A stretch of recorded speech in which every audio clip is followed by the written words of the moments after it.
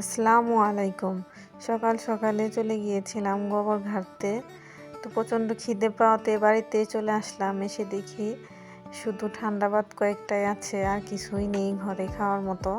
তো ভাবলাম এটা দিয়ে ঝটপট কি করে নেওয়া যায়, যেটা করলে ঝটপট হয়ে যাবে এবং আমার পেটটাও ভরে যাবে।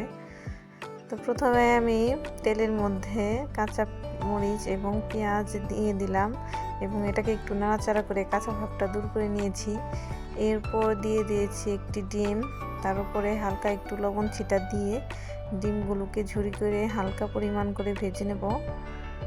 আমার ভিডিওগুলি যদি আপনাদের ভালো লাগে অবশ্যই লাইক কমেন্ট শেয়ার করবেন এবং আমার পরবর্তী ভিডিও পাওয়ার জন্য চ্যানেলটিকে সাবস্ক্রাইব করে রাখবেন। এবার দিয়ে দেব স্বাদ মতো লবণ,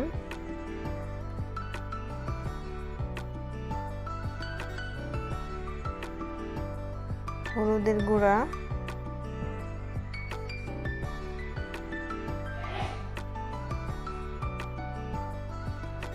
শুকনো লঙ্কার গুঁড়ো। এবার এগুলোকে একটু নাড়াচাড়া করে সেই ঠান্ডা ভাত দিয়ে দিলাম।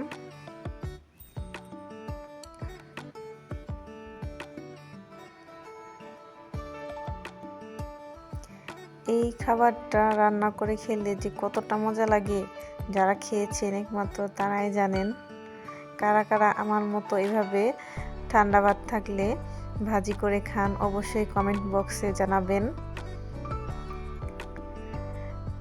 তো হয়ে গেল আমার খিচুড়ি। আগে খেয়ে নেই, আবার আপনাদের সাথে কথা বলার জন্য আসবো। আগে পেটটা ভরে নেই। সবাই ভালো থাকবেন। আল্লাহ হাফেজ।